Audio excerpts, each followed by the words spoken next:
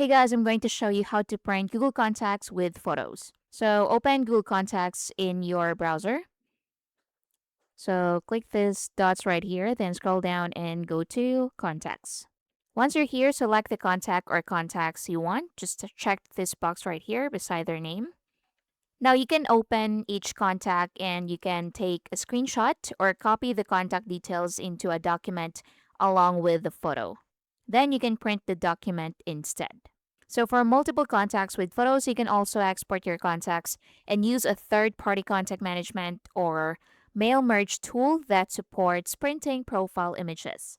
Now, if you want to still print all of your contacts, you can select your contacts, then click the three dots right here, then select print.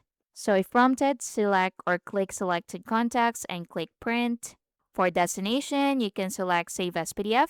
You have pages, select all. You have layout right here. You can select portrait or landscape.